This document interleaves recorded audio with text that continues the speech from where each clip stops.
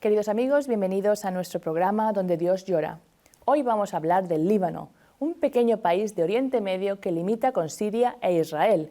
Apenas 40 años atrás, el Líbano era el único país en Oriente Próximo con mayoría cristiana. Hoy en día, la emigración de los cristianos ha hecho que esta cifra haya disminuido. Más que un país, Líbano es un mensaje, decía San Juan Pablo II. El Líbano representa un modelo especial en el mundo árabe, en el que 18 ritos cristianos y no cristianos diferentes han aprendido a vivir juntos y ayudarse mutuamente. Sin embargo, esta convivencia se ha visto afectada en los últimos años por las guerras en los vecinos Irak y Siria y la consiguiente avalancha de refugiados en el Líbano. Para contarnos más sobre la situación de los cristianos y el papel de este pequeño país en Oriente Próximo, me complace dar la bienvenida al padre Raymond Abdo, provincial de los Padres Carmelitas Descalzos en Líbano. Padre, muchas gracias por estar aquí hoy con nosotros. Gracias a ti, gracias a todos. Saludos a toda la gente, a todos que nos escuchan y nos ven ahora. Yo pienso que la bandera del Líbano, cuando uno la ha visto una vez, se le queda para siempre, por ese árbol que tiene el cedro del Líbano. Háblanos un poquito de los cedros del Líbano, porque es un símbolo representante del país. Sabes tú que es una historia ya bíblica. El nombre del Líbano está repetido 72 veces en la Biblia y esto es muy importante. Ya el nombre más de país creo que más se nombra aquí, creo que sea también Egipto. Así, los cedros del Líbano son los cedros con el que Salomón ha hecho el templo de Dios, porque el cedro da este olor como el incienso. Y también el Líbano, el sentido de la palabra Líbano, el incienso y también el blanco de la nieve, porque es la única montaña de Medio Oriente donde hay la nieve y donde el color blanco atraía a mucha gente, como es muy bello, y también los cedros que estaban por ahí eternos, porque el cedro es un árbol que aunque sea muy sencillo, pero puede vivir 2000 años. Y tenemos ya cedros que viven 2000 años, que tienen esta eternidad en su apariencia. Por esto el Líbano ha escogido el cedro como símbolo de su existencia eterna. Muchas veces cuando hablamos de Oriente Próximo se piensa directamente que la población es musulmana. Yo creo que para quitarse ese prejuicio lo mejor que se puede hacer es ir al Líbano. Cuando uno está en el Líbano, enseguida se da cuenta que el cristianismo está muy presente. Como hemos dicho antes, hace 40 años, después de la Segunda Guerra Mundial, todavía la mayoría de la población era cristiana. Esa cifra ya sabemos que ha disminuido, pero se sigue oliendo, respirando mucho el cristianismo, ¿cierto? Sí. Mira, hay una cosa muy importante que todo el mundo tiene que tener presente en su pensamiento. Tierra Santa, donde hay la tierra donde nació Jesús, es una tierra cristiana. Tiene que ser eternamente cristiana porque ahí nació Jesús. Y el Líbano es Tierra Santa porque Jesús vino en Líbano. Y los cambios demográficos del tiempo no pueden influenciar mucho esta realidad de que el país tiene esta raíz cristiana muy importante, enraizado en Jesucristo. Y los cristianos de Irak son cristianos de los primeros siglos y son aquellos que hablan lenguaje, especialmente aquellos de Nínive, del norte, de Mosul, sí. Aquellos hablan el lenguaje más cercano del lenguaje de Jesús, del aramaico, el siriaco, este idioma tan antiguo, y son los originales, las personas primarias que habitaron Irak. Y hay que saber otra cosa. En el siglo 4, 5, 6 había dos universidades que enseñaron la teología en el Roja, en Nasibin, en Irak, que había 2.000 estudiantes de teología en aquel tiempo, donde habían muchas herejías cristológicas y todo. Mira que en aquel tiempo cuánta realidad y existencia cristiana tan fuerte. Esto cambió con el tiempo, pero el cambio demográfico no puede disminuir la importancia de la existencia de estas pequeñas comunidades que ya son una continuidad de la edad de Cristo, de la era de Cristo hasta nuestros tiempos. Esto es muy importante. Tercero, en Líbano, los maronitas, bueno, la importancia de los cristianos de Líbano no es solamente una importancia numérica. Los números no pueden cambiar mucho. La esencia de esta iglesia es muy importante y simbólica. Exactamente, pero ¿cómo llegó? ¿Cuál es el origen del cristianismo en el Líbano? El Líbano también tiene este origen desde el tiempo de Jesucristo, pero ahora la iglesia más grande del Líbano es la iglesia maronita, que nació en el siglo IV. Es una iglesia pequeña, pero era siempre una mayoría en el país hasta no mucho tiempo hace. Y esta iglesia nació con San Marón en el siglo IV o V. San Marón. San Marón. No lo hemos escuchado mucho. Marmarún en árabe. San Marón. Marmarón. Y el obispo que fundó la comunidad maronita fue Juan Marón en el siglo VII-VIII. Y después del siglo VII-VIII hay una comunidad maronita que está distinguida por una identidad muy fuerte de relación de fidelidad a Roma, al Papa. Es la única iglesia que no ha sido dividida en dos iglesias. Nunca. Cuando se dice maronita, significa católico, romano, maronita oriental siríaco, es decir, porque habla el idioma siríaco. Esta iglesia está en Líbano después de persecuciones en los siglos 7, 8, 9. Ha venido en Líbano en el siglo 9. Y desde el siglo 9 hasta ahora, 12 siglos, esta iglesia existe en Líbano. Está enraizada en la tierra. Esto es muy cristiano. Ya lo conoces, ya has ido en Líbano. Es una tierra cristiana. Todos esos grupos religiosos o comunidades religiosas vienen de, bueno, muchísimo antes, como hemos dicho, de los apóstoles, con lo cual a veces también se han dividido en los que se llaman ortodoxos y católicos, ¿verdad? Por ejemplo, hay católicos sirios y ortodoxos sirios, ¿no? Sí, Algunos están unidos a Roma y otros no. Y lo que nos está contando, que es tan impresionante, es que la iglesia maronita nunca se dividió y siempre fue fiel a Roma. Nunca, siempre. Entonces, siguen un rito diferente, es decir, que la Santa Misa se celebra de otra manera, en otro idioma. Nunca fue latín, fue siriaco, pero también la liturgia sigue en otro. Pero en el fondo, en la fe, siempre ha sido la misma fe. Sí, es una iglesia que tiene la misma fe de la iglesia de Roma. Esto no cambia nada.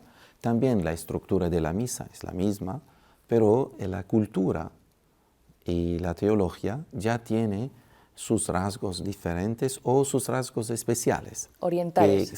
Sí, es una iglesia sui juris que tiene su legislación, pero es una iglesia también que tiene su espiritualidad, sus santos, su tradición, que es una riqueza muy grande, sí.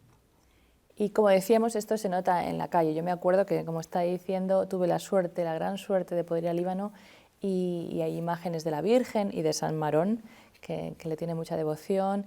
Creo que también otro santo que se le tiene muchísima devoción en Líbano es San Charbel. No solamente en Líbano. Sí, en todo el mundo. Pero... En todo el mundo, especialmente en América Latina. Ahora en St. Patrick, en New York, ya tiene su mosaico que ha sido inaugurado por el patriarca hace una semana ya. Está a donde quieras, en todo el mundo. Conozco que aquí en Europa también. Es un santo mundial. Es un santo, me acuerdo que el antiguo general de los maronitas, el padre Tanús, una vez lo encontré en el avión hace 2 meses. Y le dijo, padre, ¿dónde estás ahora? ¿En qué convento? Y me mira así y dice, en el centro del mundo. ¿Dónde está el centro del mundo? Raymond, el centro del mundo es ¿dónde está San Charbel? Yo digo, aquellos que aman San Charbel conocen lo que yo quiero decir con esto. Es un hombre de Dios que está haciendo muchos milagros en la vida de la iglesia, en la vida de cristianos, de comunidades y de comunidades también no cristianas. Es un reflejo de esta realidad santa de Dios en nuestra sociedad. ¿Sí? Hemos dicho que hay 4 millones de libaneses en Líbano, pero usted me ha dicho antes que hay 12 millones de libaneses fuera del Líbano. Sí. Por eso cuando digo que muchos no conocen este país, yo creo que hay muchos en Latinoamérica que sí que conocen este país, porque usted me ha dicho que las grandes grupos, grandes comunidades libanesas están justamente en Latinoamérica y en Estados Unidos. Sí. La más grande me ha dicho que es en Brasil, ¿no? En Brasil, casi 6 millones, casi, sí. Los de origen libanesa. Hay una gran comunidad en Argentina, una en México, en Chile, en todos los países de América Latina, pero la mayoría está en Brasil. En los Estados Unidos, más de 2 millones. Y como la iglesia maronita es una iglesia que tiene su legislación, así tiene sus obispos y también parroquias en todo el mundo. Son centenares de parroquias de maronitas en todo el mundo. Al menos yo conozco que hay casi 90 en los Estados Unidos. Entonces también yo creo que esto nos puede llevar a pensar tanto libanés que ha tenido que dejar su país, con el cariño que yo sé que ellos le tienen a su país, también es como una especie de testimonio de la situación, de lo que ha sufrido ese país. Estas emigraciones que fueron no solamente por motivos económicos, muchas de ellas fueron en el pasado porque la Iglesia fue muy perseguida. Hablemos un poquito, quizá no vamos a contar todas las persecuciones porque yo creo, como ha dicho, desde el siglo VII han ido pasando, pero quizá estas persecuciones que hicieron que la gente se fuera antes de la Primera Guerra Mundial. Sí, antes de la Primera Guerra Mundial había muchos genocidios también contra los cristianos, genocidios verdaderos. La mayoría, los más importantes, 1840 y 1860, donde los cristianos ya huyeron todos en el barco y no sabían dónde. Esto fue bajo el gobierno turco. Y sabes, en aquel tiempo la política, yo no hablo de política, hablo de Cristo solamente. Y esta gente pobrecita se fueron, no sabían dónde el barco se paró. La mayoría al inicio fueron en Argentina, después en Brasil, los Estados Unidos, ¿sabe? Esto 1840, 1860. Después la Primera Guerra Mundial y la Segunda, también mucha gente se fue en aquellos países. Y por esto en Brasil ahora tienes esta gran comunidad, pero también en Europa, en Australia, tenemos 12 millones fuera, ¿sí? Me acuerdo de esta imagen bíblica que el Señor, en los ojos del mundo, ha educado a su pueblo Israel cuando lo mandó en el exilio. Y también, cuando este pueblo se convirtió al Señor, el Señor educó a estos pueblos, mostrando a ellos su gloria en su pueblo. Y creo que cuando pide el Señor a esta gente de dejar el Líbano, de irse, este es un testimonio. Es para extender este reino, la palabra de Dios, la experiencia de Cristo. Creo que esto es una realidad buena para los otros, para todo el mundo. Porque han conservado su fe, su profunda fe en Jesús. Al mismo tiempo que Líbano es un país que ha tenido que ver cómo se desangra por la inmigración, es un país que ha recibido muchas personas que también han huido ellas mismas de persecuciones religiosas. Me acuerdo ahora, por ejemplo, de los armenios, un pueblo muy sufrido en 1915, también poco... No se quiere hablar de este genocidio horrible que han hecho los turcos en el tiempo del imperio y cerca de la guerra mundial, la Primera Guerra Mundial y antes también, cómo mataron millones de estos armenios. Una parte de ellos vino en Líbano y ya son todos libaneses desde aquel tiempo porque son parte integrante de nuestro país. Esto es muy importante. Después de ellos vinieron los palestinos, después de la guerra en Israel, que huyeron o fueron mandados fuera del país. También todavía tienen al menos unos 10 campos de refugiados palestinos en todo el Líbano, tienen su ley, protegidos de manera, tienen una legislación particular en el país.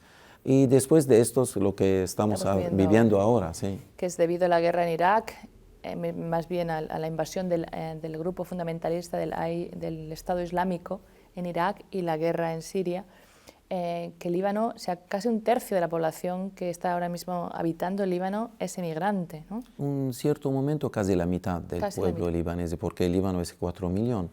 Hace unos 6 meses, 7 meses, había casi 2 millones en Líbano de refugiados sirios con iraquí, con palestinos, más de 2 millones. Y esto está cambiando también mucho, dijéramos, desestabilizando un poquito el status quo que había en Líbano, que era muy pacífico. No ha conseguido, gracias a Dios, crear un conflicto interno grave, pero sí que he escuchado que esto ha provocado muchos conflictos sociales. Sociales, sí, no militares, pero la situación económica es muy crítica porque la infraestructura del país no puede soportar tanta gente, porque el servicio cuando se ofrece, por ejemplo, no tenemos electricidad en Líbano todo el día, es porque hay que servir toda esta gente y el consumo solamente electricidad. Se hicieron de los estudios, esto es un gasto enorme, solamente para los refugiados. Y se habla de muchas otras cosas, como la infraestructura del país está muy flaca, muy pequeña, y la gente es muy numerosa, y esto causa una crisis económica. Yo no sé si hay ayudas internacionales al gobierno del Líbano, y hay siempre estas tensiones políticas que no se sabe dónde se van y dónde terminan, pero esto causa a la realidad social problemas muy grandes. Problemas de tipo social, de tipo trabajo, de tipo económico, de tipo también esta seguridad social. Hay muchas cosas, muchos problemas en este sentido. Sí. Pero a pesar de todo, y eso que el Líbano, hemos dicho, tiene a Israel, que también es una zona conflictiva, tiene a Siria, que está en guerra, ha conseguido permanecer en paz, y eso que en el pasado ya ha habido guerras graves entre Siria y Líbano y también con Israel. ¿Cuál es el secreto, dijéramos, piensa usted, de que Líbano ha conseguido en estos 4 o 5 últimos años de conflictos tan cercanos mantener esa paz? Bueno, mira, el Líbano es un pequeñito país. Cuando un país es muy pequeño, esto significa que está influenciado de manera directa e indirecta de sus vecinos y de las potencias que deciden muchas cosas sobre la política y sobre los acontecimientos en el mundo. Y por esto no se puede decir que el Líbano es totalmente independiente en esta situación. Está ayudado por otros, hay otras colaboraciones que pueden crear este statu quo bueno del pueblo. Pero en el Líbano tenemos un pacto nacional desde los años 43, cuando empezó el Líbano a ser un país independiente. ¿De Francia? De Francia, sí, que tenía el protectorado sobre el Líbano. Y este pacto nacional daba a los libaneses una subdivisión que respetaba el porcentaje de cristianos, de musulmanes. Así las comunidades eran también parte del gobierno político. Así, por ejemplo, el presidente tiene que ser católico, maronita. Esto por ley, por constitución. Así siempre el presidente es católico, siempre el primer ministro es sunita, musulmán, ahora demisionado, se ha retirado. Y también el jefe de la Cámara de Diputados tiene que ser chiita. Estas comunidades tienen un sitio.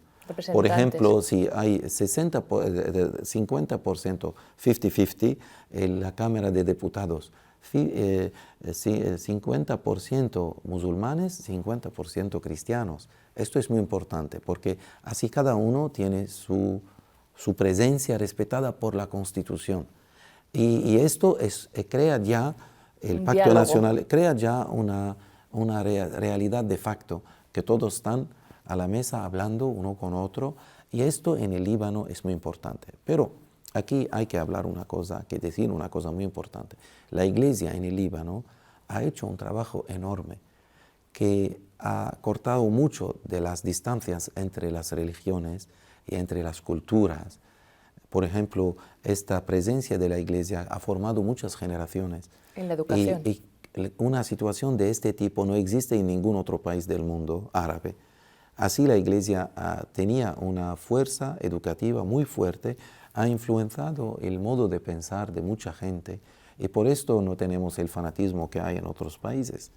Tenemos generaciones muy educadas, sean de musulmanes, sea de cristianos. Por los colegios que la Iglesia tenía y sigue teniendo, ¿no? Sí, tenemos creo 350 colegios, En el cual más de la mitad de los estudiantes, los muchachos que en formación del Líbano. ¿Sí? ¿Y son musulmanes y son cristianos? Sí, sí, tenemos en algunos colegios casi 90% musulmanes. Sí, sí.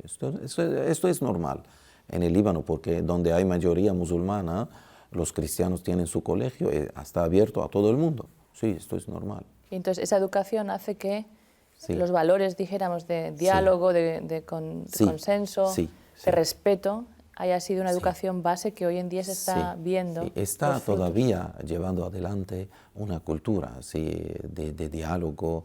Es la palabra que has mencionado entrando al programa. Eso es el mensaje. El mensaje es poder decir al musulmán que yo te quiero y tú eres mi amigo. Y esto, si tú no crees en Jesucristo, esto no forma un problema por mí. Ojalá que yo no hago problema por ti. Si yo soy diferente, podemos estar juntos a la mesa y hablar y comer y estar contentos y poder servir nuestra patria, poder servir la humanidad. Este concepto de respeto y de amor mutuo ya está también en la otra parte. La otra parte fuera de la Iglesia, en nuestro contexto de Medio Oriente, por gracia de la Iglesia. Gracias a la Iglesia católica más, pero toda la Iglesia cristiana. ¿Sí? Se nos está acabando el tiempo, Padre Raymond. Dos cositas. Una, ¿creen que cuando dijo Juan Pablo II, Líbano es más que un país, es un mensaje? ¿Se refería a este mensaje? El mensaje de la posibilidad de vivir juntos, de la posibilidad que un cristiano y un musulmán pueden vivir juntos. Y esto puede ser sea en la estructura política, sea en la estructura social, y podemos cada uno construir el mundo a su manera, pero colaborando sin hacer la guerra uno contra otro. Y esto es posible, esto es el mensaje. El mensaje es decir al mundo entero que podemos vivir juntos. ¿Por qué hacer guerras? ¿Por qué hacer guerras? Y ahora no sé quién está haciendo las guerras, pero están usando las religiones. Y después siguen diciendo que las religiones son malas. No. Aquellos que usan las religiones de manera muy mala son ellos los malos. La religión es muy buena porque nos hace buscar a Dios y a nuestra salud espiritual y nuestra salvación. Y no es malo esto, Dios no es malo. Es malo lo que está usando Dios malamente, de manera muy mala. Y espero que el mundo pueda acoger este mensaje del Líbano y pueda vivir en paz en todo el mundo. No quería perder la oportunidad porque se me acaba el tiempo, pero yo he escuchado también en varios países, en Irak, en Siria, en Líbano, que además hoy en día esto no se habla mucho porque hay gente que tiene miedo de decirlo abiertamente, pero hay muchos musulmanes que se quieren acercar al cristianismo por el mensaje de esperanza y de paz que ven allí. Bueno, te aseguro una cosita, que hay muchos, como hay también cristianos que pierden su fe, pero hay muchos musulmanes que se encuentran con Cristo. Y ellos lo encuentran con experiencias tan fuertes que esto hace toda su vida. Y ahora los puedes ver en las televisiones, que no tienen miedo, pero no pueden vivir en el mundo árabe porque los matan. Y hay muchas personas, y yo puedo decir muchísimas, aún en medio de la Saudi Arabia, de la Arabia Saudita, en medio de Egipto, de esos países donde hay mucho fanatismo. Y creo que toda esta gente se encuentra con Cristo y testimonia de su fe en Cristo. Pero siempre hay que respetar la situación social y las exigencias de una realidad política y religiosa. pero muchos, muy muchos, como dice Santa Teresa de Jesús, muy muchos. Pues creo, Padre, que sería bueno también a veces que nos acordemos de rezar por estas personas que han encontrado a Cristo, como usted dice, y por ese encuentro a lo mejor su medio social, su medio familiar lo están pasando mal, para que tengan ese apoyo nuestro, aunque no nos conozcamos. Usted a lo mejor conoce a más, sí. que está más cercano de ellos, pero que no nos olvidemos de rezar quizá por esos hermanos nuestros que fueron musulmanes y que han encontrado a Cristo. Yo agradezco al Señor que la Iglesia ya tiene una estructura tan fuerte y tan complicada y tan rica, que está trabajando mucho, sea a nivel de obispos, a nivel de catequistas, a nivel de actores en la pastoral, de todos los tipos de pastoral. Tiene unas estructuras muy densas y fuertes que están acompañando a estas personas. Pero esto no puede evitar los problemas de otro tipo que pueden subyugar o crear miedo de otro tipo. Pero estas personas tienen el ánimo y quieren testimoniar de Jesucristo, de su fe. Y esto no para contestar a nadie, solamente para decir que esta fue una experiencia real. El encuentro con Jesucristo, esto es una prueba muy fuerte que este Señor que nos está esperando en medio de este mundo tan flaco, tan lejano, quiere decirnos que nos quiere decirnos que nos ama y quiere a nosotros, nos pide a nosotros de decir su amor a todo el mundo. Y creo que esto es el mensaje de los cristianos que están como una semilla invisible en este mundo árabe, en este mundo tan hostil ahora al cristianismo. No hay que tener miedo, nunca, porque Jesús lo ha dicho. Y si tenemos miedo, esto significa que no tenemos fe en Jesucristo. Hay que testimoniar esta fe, aún nosotros, porque dice el Papa Francisco, es una de las tentaciones muy grandes de los actores, los trabajadores pastorales, que es de tener miedo de testimoniar de Jesucristo, tener miedo de hablar de Jesucristo, porque quizás el respeto de las otras religiones, como ahora quitamos la cruz de la clase porque tenemos miedo de molestar a alguien. Esto es el amor, el único amor a la humanidad. No lo podemos tener miedo de proclamar esta fe. Yo por esto creo que eso es, sea la Iglesia en este mundo, sea los que se están convirtiendo nuevamente a Jesucristo. Esta es la voz de Cristo en el mundo, ¿sí? Muchas gracias, Padre, por haber estado aquí hoy con nosotros. Dios te bendiga. Y muchas gracias también a ustedes, queridos amigos, por haber seguido su programa Donde Dios llora. Y si desean ayudar a la Iglesia en Líbano o saber más sobre este país, no duden en contactar con la dirección que van a ver ahora al final en su pantalla. Muchas gracias, que Dios les bendiga y hasta la próxima semana.